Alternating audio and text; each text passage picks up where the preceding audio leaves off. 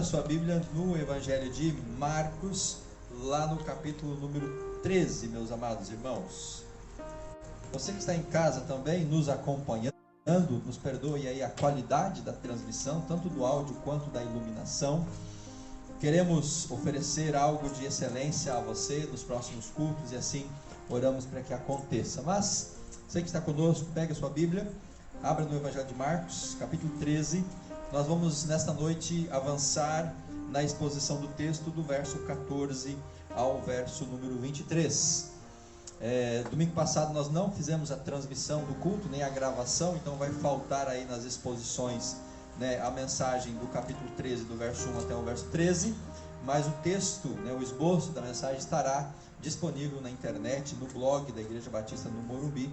Os irmãos podem acessar depois e fazer, né, o estudo, a leitura do sermão.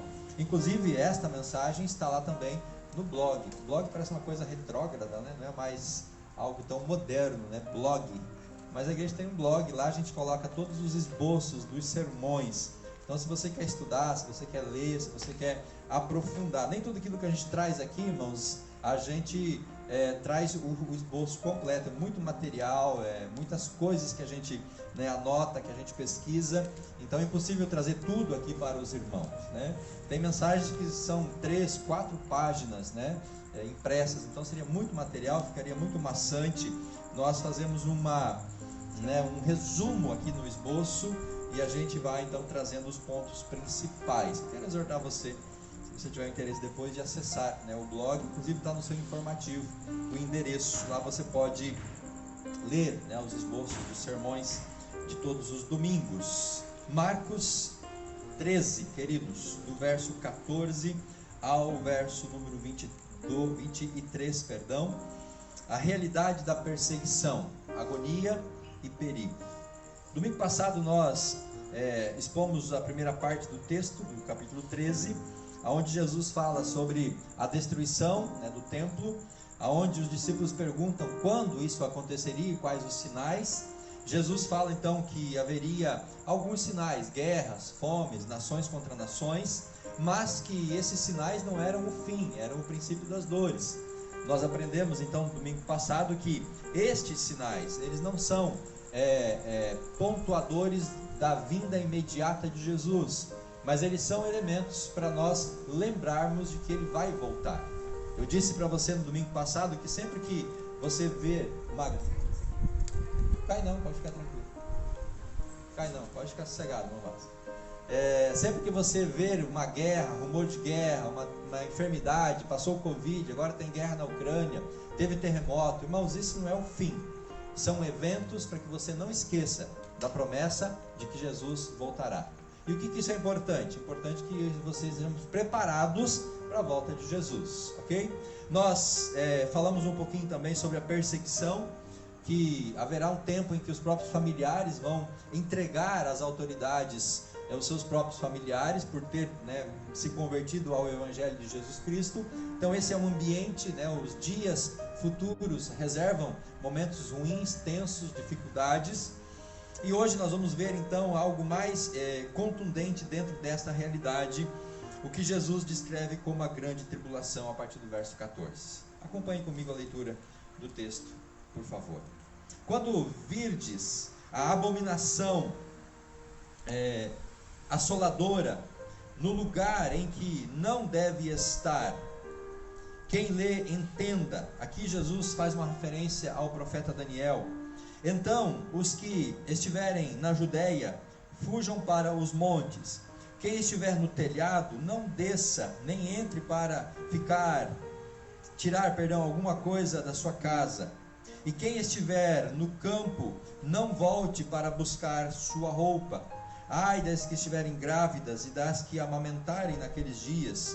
Orai para que isso não aconteça no inverno, porque naqueles dias haverá tribulação como nunca houve desde que Deus criou o mundo até agora, nem jamais haverá. Se o Senhor não abreviasse aqueles dias, ninguém seria salvo, mas por causa dos eleitos que escolheu, ele abreviou aqueles dias. Então, se alguém vos disser, aqui está o Cristo, ou ali está ele, não acrediteis, porque surgirão falsos cristos e falsos profetas, que farão sinais e milagres, para que, se possível, engane os escolhidos. Tende cuidado, pois vos tenho dito tudo o que acontecerá com antecedência. A realidade da perseguição, meus irmãos, agonia e perigo. Jesus fala aqui de duas realidades, uma é externa, o perigo que vinha de fora, a invasão e a destruição de Jerusalém.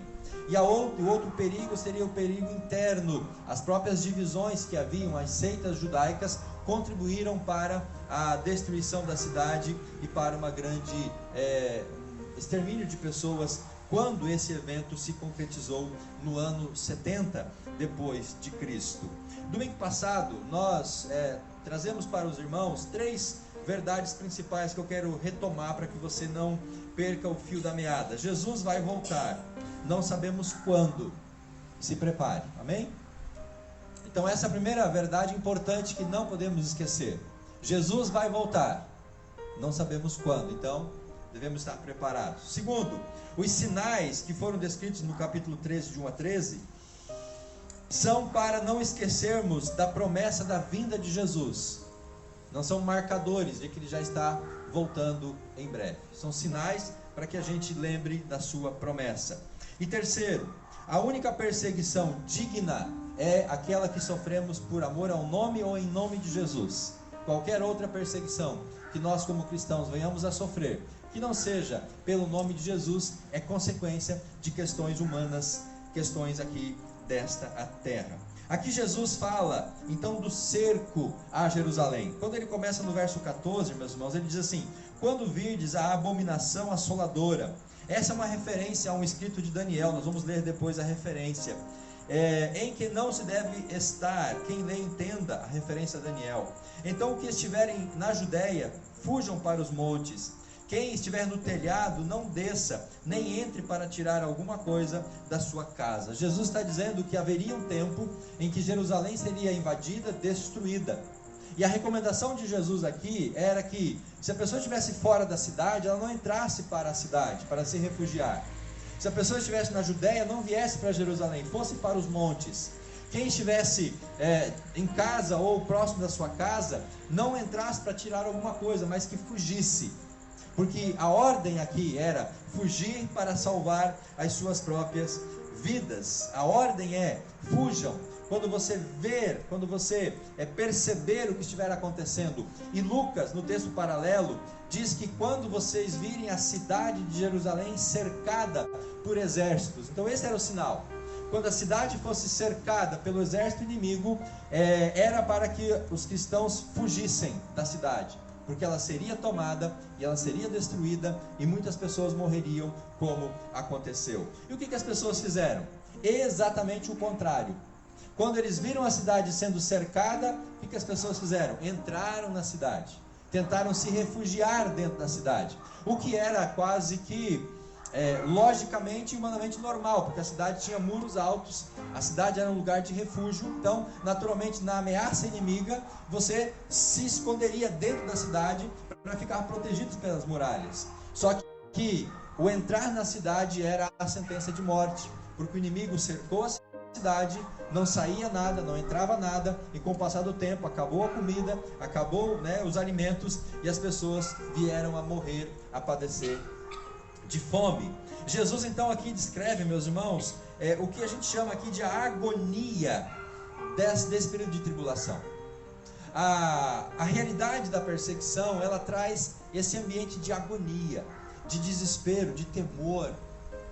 Imagina você trancado dentro de casa, não podendo sair, porque fora da sua casa ou em volta da sua casa estão ali as pessoas que querem te assaltar ou te roubar, enfim. E você então dentro de casa está protegido. Por quanto tempo? Protegido até quando? Até quando você tem alimento para comer. Quando terminar o alimento, você já não tem mais proteção. Então a sua proteção agora se torna uma prisão. E foi isso que aconteceu. As pessoas se refugiaram em Jerusalém e elas começaram a passar a agonia quando o alimento terminou, e quando elas, por intrigas individuais, as pessoas também começaram a se degladiar e até levar ao prejuízo uma das outras. Essa é a ameaça externa. Então, irmãos, aqui nós temos um conceito importante para a nossa vida espiritual. Cuidado com as ameaças externas. Cuidado com aquilo que vem de fora para nos atingir, para nos destruir, para nos matar. Cuidado com aquilo que parte de fora para dentro.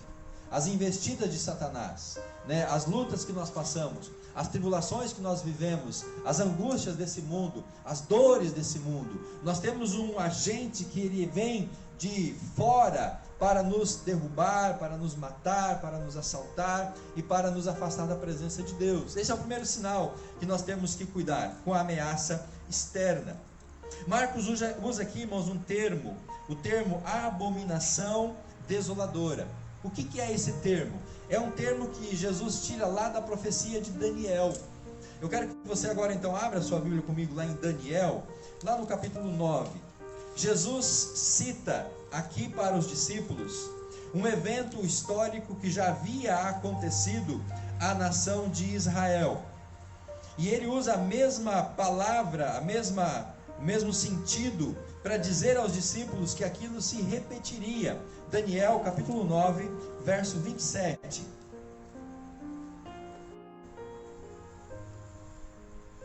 Daniel 9, 27 diz assim, meus irmãos: e ele fará uma firme aliança com muitos por uma semana, e na metade da semana fará cessar o sacrifício e a oferta, e sobre a asa das abominações. Então perceba o texto que Jesus usa, ou as palavras, asas da abominação, virá o assolador, até a destruição determinada, que será derramada sobre o assolador.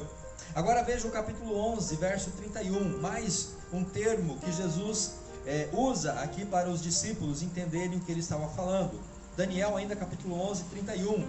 Haverá forças do lado dele que profanarão o santuário, isso é, a fortaleza, e tirarão o holocausto contínuo, estabelecendo a abominação assoladora. O mesmo termo que Jesus usa lá em Marcos. E ainda 12, 11, a última referência que eu quero ler. 12 de Daniel, verso 11.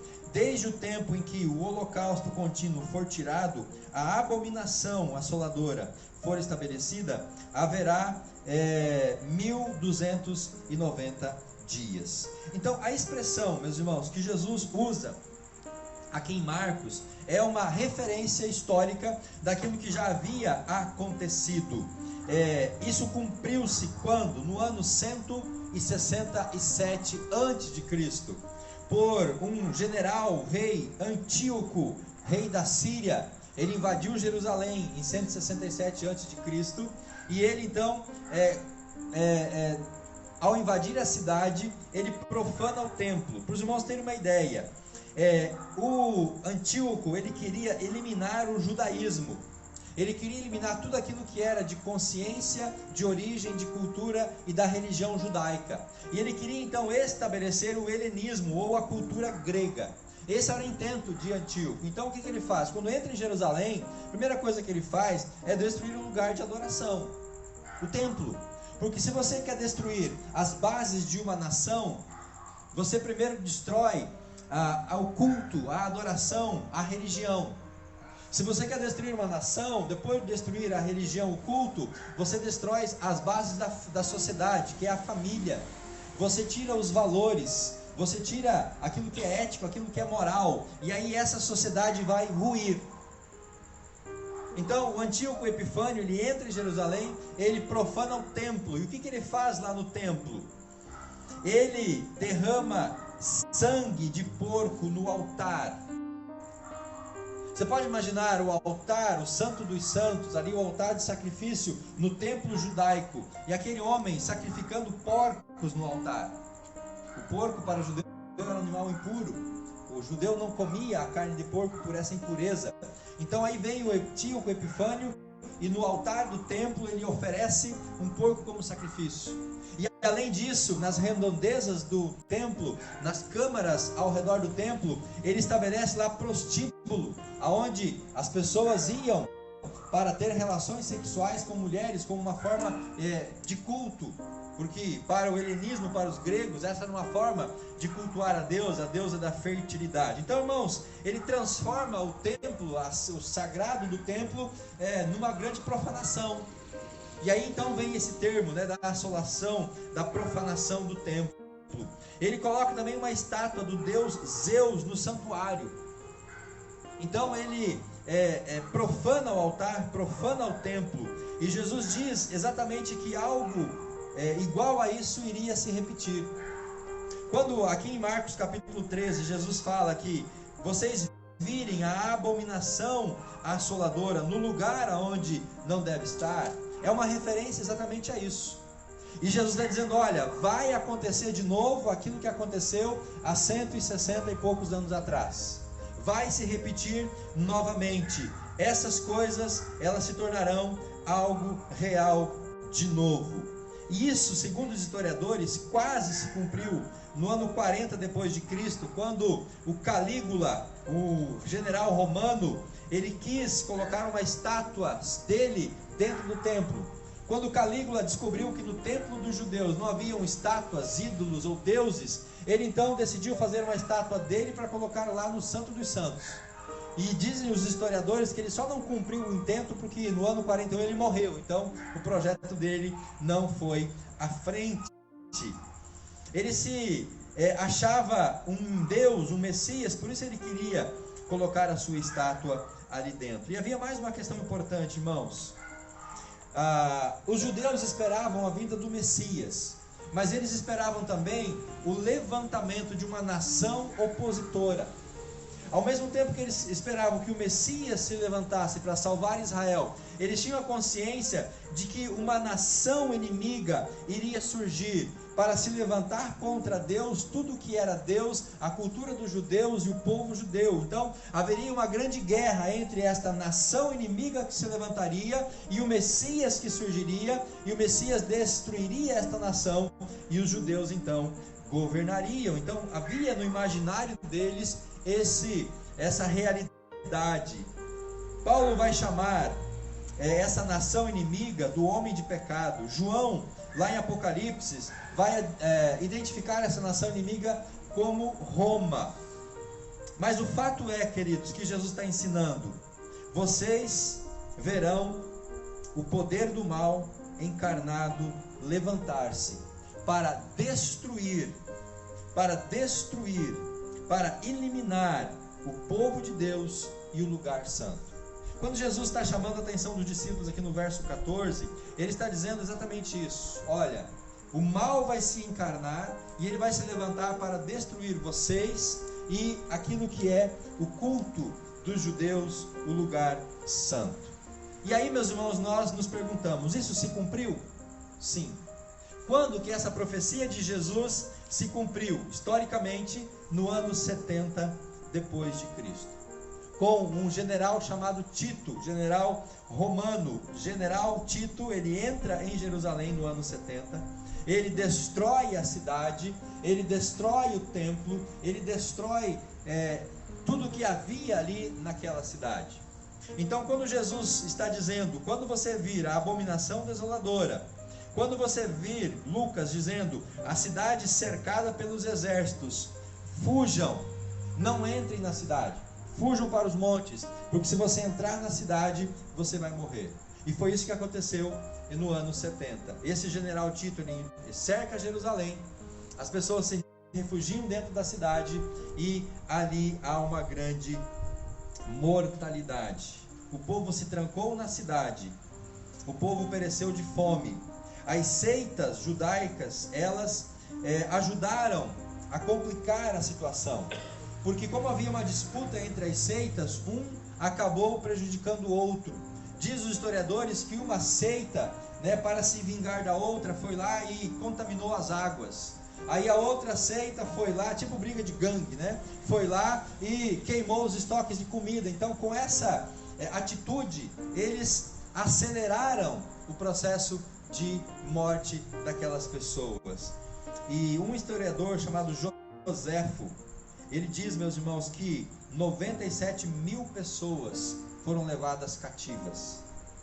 e 1.100.000 pessoas morreram nesse cerco a Jerusalém. Diz o historiador que os homens, de tanta fome que tinham, eles roíam as correias de couro dos seus sapatos, porque não tinha mais o que comer. Dizem os historiadores que, como havia tantas pessoas mortas, ou eles jogavam essas pessoas para fora dos muros, empilhavam essas pessoas dentro da cidade. Então você consegue imaginar esse caos, esse cenário, muito, muito pior do que o Holocausto depois que os judeus viveram sob Hitler. Diz ainda Joséfo que mulheres cozinhavam seus filhos para comer, para não morrer de fome. Isso está mal. Joséfo descreve que uma mulher, uma mãe, tinha o seu filho pequeno, e ela então se escondeu, e ela sacrificou, matou o filho, e ela cozinhou metade do filho, e as pessoas sentiram o cheiro da carne, e as pessoas invadiram a casa dessa mulher, e exigiram que ela desse o resto para que eles também comessem, para que não morressem de fome. Você consegue, irmãos, imaginar uma agonia tão grande como essa? Esta é a realidade que esses homens, que os judeus viveram no ano 70 depois de Cristo. Esta é uma realidade dura para o povo de Deus naquele contexto. Ou seja, a profecia de Jesus se cumpre. Quem foi para a cidade morreu, quem fugiu sobreviveu. E aqui há uma mensagem importante para nós. Sabemos, irmãos, identificar quando é o tempo de fugir de alguma coisa e quando é o tempo de enfrentar alguma coisa. Você sabe quando é o tempo de fugir e quando é o tempo de enfrentar alguma realidade da sua vida? Porque às vezes nós confundimos. Às vezes nós enfrentamos quando devemos fugir e às vezes nós fugimos quando devemos resistir e enfrentar. Se bem que não é muito fácil saber quando fugir e quando resistir. Mas a mensagem de Jesus aqui nesse começo de Marcos, principalmente na semana passada, do 1 ao 13, a mensagem é: resistam, não fujam. Vocês vão ser perseguidos, vocês vão ser levados diante das autoridades, vocês vão ser interrogados, vocês vão ser entregues, mas resistam. Isso será uma oportunidade de testemunhar. Mas agora Jesus está dizendo: fujam, porque se você não fugir, você vai perecer. Então, queridos, nós temos que ter o discernimento espiritual, pedir a Deus esse discernimento, de saber quando fugir e quando enfrentar, para que a gente não fuja quando a gente deve resistir e a gente não enfrentar quando a gente não deve enfrentar. Existem algumas situações e áreas das nossas vidas que é melhor fugir do que enfrentar. Principalmente se você ainda está fraco na fé, ou fraco diante de algum pecado, diante de alguma realidade que você não consegue vencer, fuja. Não tente resistir, fuja, vire as costas, deixe para lá, não tente, porque você vai cair. Mas tem situações em que nós, pela força do Espírito Santo, podemos resistir. Tiago, ele diz assim: sujeitai-vos a Deus e resistir ao diabo, e ele fugirá de vós. Então, quando nós estamos debaixo da autoridade de Deus, quando nós estamos sujeitos ao poder de Deus, nós temos força para resistir ao inimigo, e a resistência, ela vai fazer com que o inimigo ele diminua a sua intensidade, e ele possa então dar tréguas para nós. O que Jesus descreve, meus irmãos, na sequência a partir do verso 26, são apenas questões pontuais para aquele momento. A chave desse verso 14, desse verso 15, é que quando a cidade seria cercada, eles deveriam fugir para não serem mortos dentro da cidade. Por isso, a recomendação para quem estiver no telhado: não buscar nada dentro de casa, sair com aquilo que tinha, com a própria roupa do corpo. Quem estivesse fora, não entrar para a cidade. E no verso 16 ele fala isso exatamente, quem está no campo, não volte para buscar nada dentro de casa. O verso 17: ai das que estiverem grávidas e das que estiverem amamentando naqueles dias. Imagine você grávida tendo que fugir, só com a roupa do corpo. Imagina você com criança de colo, criança pequena, ter que fugir sem levar nada, sem levar roupa, sem levar comida, sem levar dinheiro, sem levar documento. Quase como aconteceu lá na Ucrânia, quando deflagrou a guerra. As pessoas fugiram de casa, pegaram o que podiam, pegaram as crianças e fugiram. Então por isso que Jesus diz, vai ser pior para quem estiver grávida. Você que já esteve grávida ou está grávida sabe o quanto é difícil a gravidez. Imagina você fugindo grávida ou com criança de colo amamentando. É o que Jesus está dizendo aqui. Ai das grávidas, as da que amamentarem naqueles dias, não porque elas seriam prejudicadas por estarem grávidas ou aumentando, mas porque a situação seria mais difícil para elas. E Jesus fala, orai para que isso não aconteça no inverno. Por que, irmãos, no inverno? Porque o inverno seria mais difícil. Imagina você fugindo com um bebê pequeno no inverno. Agravaria ainda mais a situação, e segundo os historiadores, a igreja orou, porque a invasão de Jerusalém, a destruição, não aconteceu no inverno, aconteceu no período quente em Jerusalém. 19, porque naqueles dias haverá tribulação, como nunca houve, desde que Deus criou o mundo até agora, nem jamais haverá. Então, nós temos que entender que a realidade da perseguição, ela traz agonia, ela traz desespero, ela traz situações difíceis para nós. A partir do verso 21, meus irmãos, Jesus traz um outro elemento para a gente refletir aqui, que é o perigo. E qual que é esse perigo? O perigo das heresias. Até o verso então 20, Jesus descreve o perigo externo, que vai vir de fora para dentro. Agora, a partir do verso 21 até o verso 23, Jesus vai falar de um outro perigo. É o perigo interno, aquele que está dentro, aquele que está no nosso meio e que é igual, da mesma forma, danoso para nós. O verso 20 fala que se o Senhor não abreviasse aqueles dias, ninguém seria salvo. Por causa dos eleitos que escolheu, ele abreviou aqueles dias. Então, o tempo da perseguição foi abreviado pelo Senhor. Diz a história que o cerco durou 5 meses apenas. Em 5 meses o cerco a Jerusalém terminou, porque as pessoas morreram de fome ou à espada. Outros cercos duraram um tempo muito maior. Então, essa abreviação foi por causa da misericórdia e da graça do Senhor. E aqui tem uma mensagem importante para nós hoje também. A sua aflição, a sua tribulação, a sua dor, a sua angústia, ela pode ser abreviada pelo Senhor, por graça e misericórdia sobre a sua vida. Ah, pastor, eu não aguento mais, está tão difícil, está tão pesado, eu não vejo saída, né? Já estou sofrendo há tanto tempo, tanta luta, tanta angústia. Meu irmão, minha irmã, Deus pode abreviar o tempo da sua aflição. Ele pode apressar a resposta, porque Ele é um Deus de graça e é um Deus de misericórdia. Qual que é o perigo da heresia, queridos? Aqui são 5 elementos que eu quero expor para você muito rapidamente. Qual que é o perigo da heresia? A heresia, ela muda a verdade.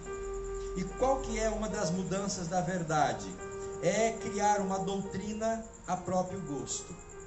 O que nós mais vemos hoje em dia, no contexto até mesmo evangélico ou cristão, são pessoas criando doutrinas que satisfaçam o gosto e a necessidade das pessoas. Criando doutrinas que satisfaçam o ego das pessoas. E essa doutrina, normalmente ela elimina Deus e a palavra de Deus. Não há lei, só existe graça. Então Deus, ele só é amor, Deus só é graça, Deus só é bondade, Deus só é misericórdia. A pessoa pode fazer o que ela quiser, viver do jeito que quiser, agir da forma que quiser, e Deus vai agir com graça e com misericórdia. Essa mesma lei diz que quanto mais pecado, mais graça, e isso é bom.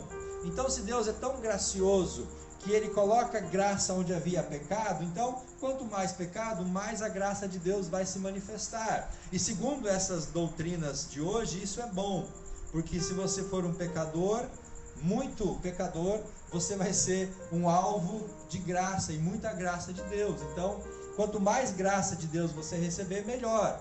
Não importa se você está cometendo muitos pecados. A graça, ela é alterada para permitir o pecado. A verdade é moldada aos caprichos do pecador.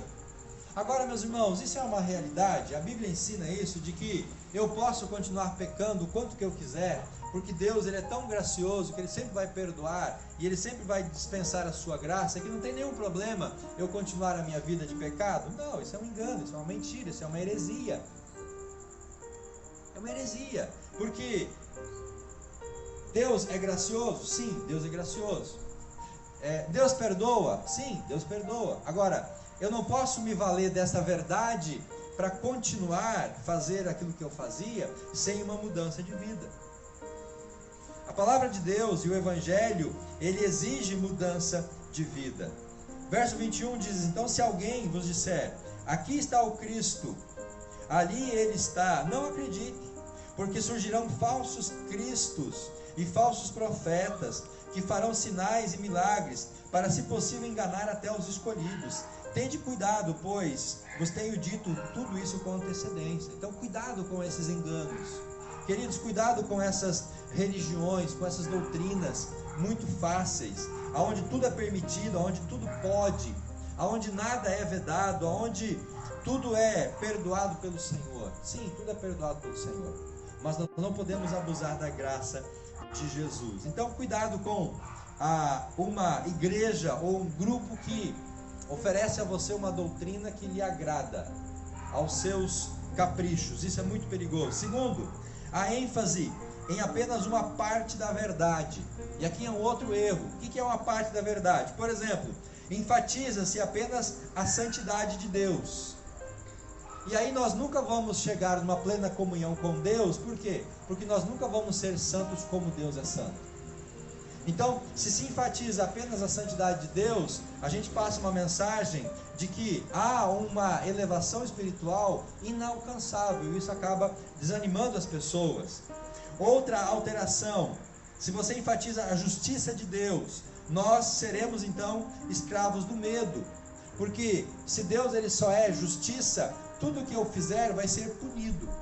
Não existe graça, não existe perdão, não existe misericórdia. Percebam que a heresia, ela altera princípios e valores. Ela ou enfatiza só uma doutrina, ou ela exclui a outra. Deus, ele age com justiça? Sim. Ele age com misericórdia? Sim. Ele age com perdão? Sim. Mas ele faz isso em momentos e na proporção adequada. Por exemplo, enfatizar só o amor de Deus.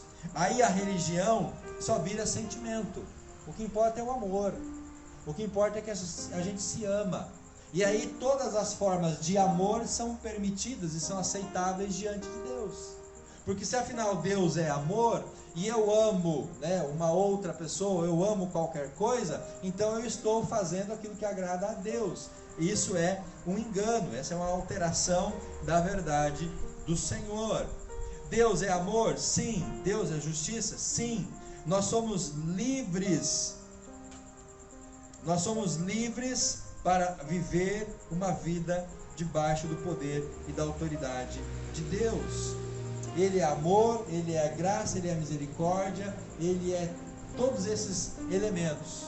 Mas eu vou me relacionar com Deus a partir desses elementos e desses atributos do nosso Deus. Ele ama, Ele perdoa, Ele tem graça, Ele tem misericórdia sobre as nossas vidas. Ele traz para nós libertação, mas a nossa liberdade, ela é uma liberdade debaixo do domínio e da autoridade de Deus. Nós somos terrenos e nós somos também eternos. Então nós vamos viver situações nesta vida e vamos viver uma realidade na eternidade. Enquanto estamos aqui, Deus vai agir de maneira que Ele possa conduzir a nossa vida aqui nesse mundo até a sua presença, para que nós possamos então estar diante dEle na eternidade. Um terceiro perigo da heresia é a religião adaptada às pessoas, é a religião atrativa. Essa religião não fala do pecado, essa religião não fala de uma mudança de vida, ela não fala de condenação, de inferno.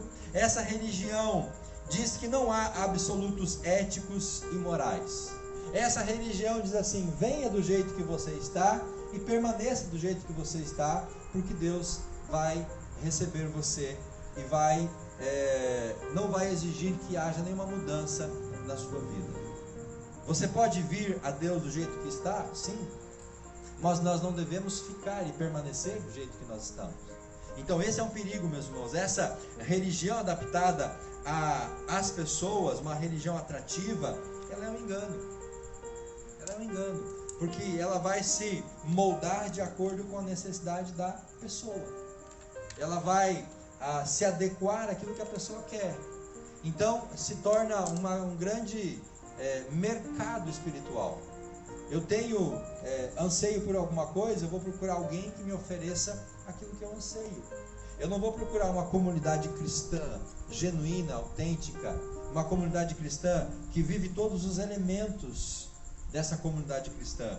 Eu vou procurar algo que me satisfaça, algo que me identifica. E aí tem um outro elemento que é arriscado, é o isolamento da comunhão. Hoje os chamados desigrejados. Já que há uma igreja para cada perfil, então pode ter uma igreja para mim que não me identifica com nenhuma igreja. Então, se nenhuma igreja me agrada, eu vou me tornar minha própria igreja. Isso são os desigrejados. É as pessoas que afirmam que têm comunhão com Deus, afirmam que têm uma vida de oração, que têm uma vida com o Senhor, até afirmam que vão para o céu, mas eles não congregam em nenhuma igreja. Eles acham que a comunhão não é importante. As pessoas adoram a Deus sozinhas, elas encontram a verdade fora da igreja, fora da comunhão, porque nenhuma igreja é aquela que ensina a verdade que a pessoa quer. Então a Igreja Batista não é a verdade que eu procuro, a Presbiteriana também não, a Assembleia também não, a Adventista também não. Então não há nenhuma igreja que pregue aquilo que eu quero ouvir. Então eu não vou frequentar nenhuma igreja, eu vou ser a minha própria igreja, eu vou ter as minhas convicções e as minhas verdades. E para muitas pessoas está tudo bem isso, mas não está tudo bem, queridos. Todas as igrejas são erradas. É mais fácil você dizer que a igreja está errada do que a gente admitir que nós estamos errados. É mais fácil nós ficarmos pulando de igrejas em igrejas até achar uma que vai me satisfazer, do que eu mudar muitas vezes minhas características e as minhas realidades para me adequar ao Evangelho. E para finalizar, o perigo da fé e da vida com Deus que precisa fazer sentido. Ou seja, para muitas pessoas, a fé só faz sentido se ela for explicada, se ela for compreendida, se ela for entendida.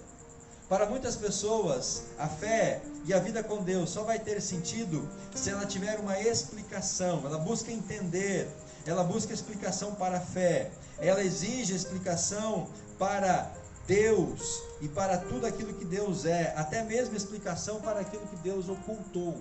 Então, irmãos, fé por si só é algo que existe sem explicação. Não tem como explicar fé. Tem como explicar fé, irmão Ginei? Não tem como explicar fé. Fé é algo que a gente vive, que a gente experimenta.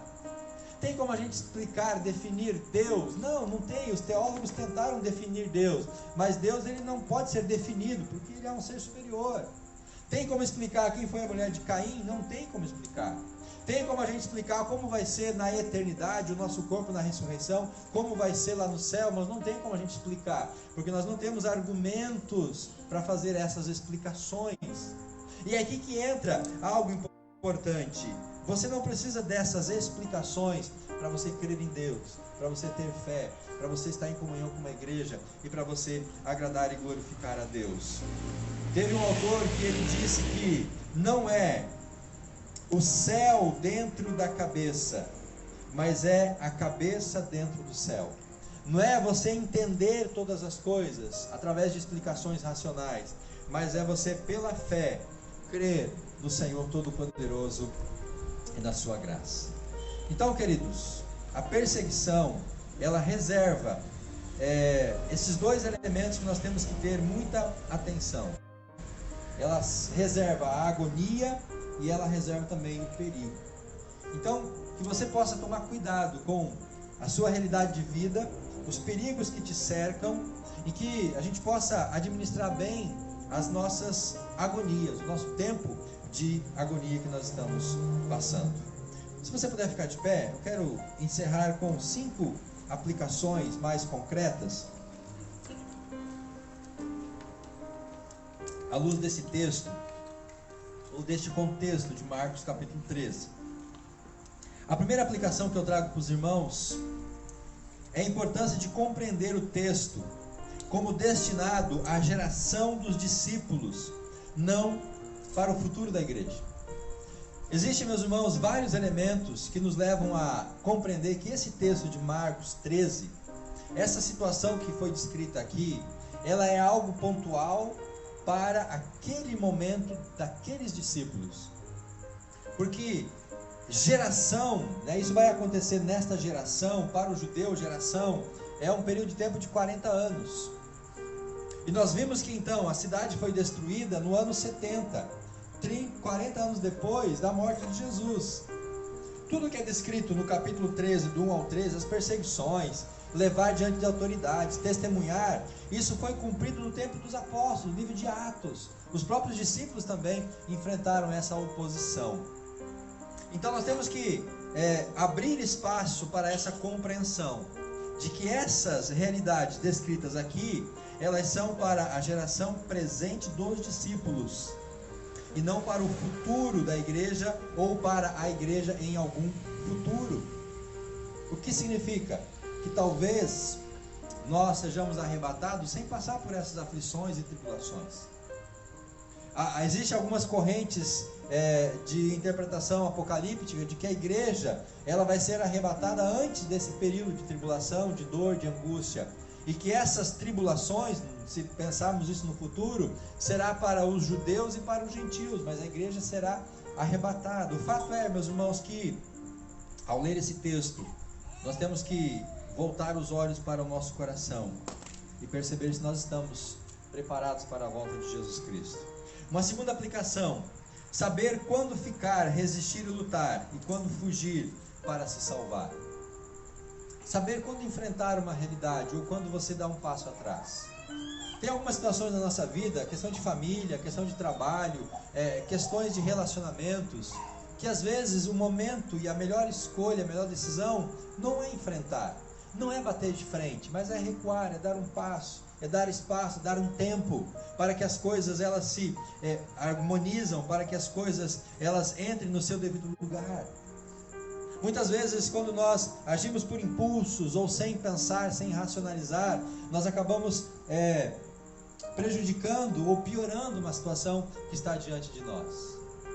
Então, ore pedindo para Deus discernimento, se você tem que avançar, perseverar, lutar, ou se você tem que recuar e deixar Deus trabalhar nessa situação. Terceiro, nós podemos contar com Deus, com o amor de Deus, com a misericórdia de Deus, com a fidelidade de Deus, para nos livrar da agonia e do perigo. Você tem um Deus vivo, você tem um Deus verdadeiro, você tem um Deus todo-poderoso, e você pode contar com esse Deus para livrar você dessas situações de agonia, de desespero, de perigo, de dor, de angústia. Você tem um Deus que está presente, é só você buscá-lo de todo o seu coração, e Ele vai agir com amor, com graça, com misericórdia, com fidelidade, vai trazer paz ao seu coração. Quarta verdade: estarmos firmes na fé, não sermos enganados por falsos cristãos, líderes que se apresentam no tempo da agonia para enganar e para, se possível, até os próprios eleitos enganar. Cuidado, querido, quando você está passando por uma grande dificuldade, quando você está deprimido, quando você está sensível, quando você está vulnerável, cuidado, sempre vai ter alguém querendo se aproveitar desta vulnerabilidade. Por que existem hoje tantas igrejas, existem hoje tantas promessas de milagres, tantas promessas de mudança, tantas promessas de prosperidade? Porque essas igrejas, esses líderes, eles aproveitam-se de fragilidade das pessoas, e elas então nessa fragilidade agem como falsos mestres, enganando, não trazendo solução, mas piorando ainda mais a realidade dessas pessoas, enganando com curas psicológicas, enganando com falsa prosperidade, enganando de várias maneiras. E a pessoa que já estava debilitada, a pessoa que já estava prejudicada, ela se afunda ainda mais, e aí ela se torna mais resistente ao Evangelho, e talvez ela nunca mais vai buscar ao Senhor. E a última verdade: pior do que perecer fisicamente é ser enganado e negar o nome de Jesus. Pior do que você perecer fisicamente por amor a Jesus é sermos enganados e negarmos o nome de Jesus. Senhor, nós nos colocamos diante da tua bendita palavra nesta noite. Esse texto de Marcos, ele é difícil para nós entendermos e aplicarmos a nossa realidade, ou a igreja num tempo futuro. Nós estamos vivendo num tempo de paz, de tranquilidade, no sentido de perseguição ou de afronta à igreja de Cristo.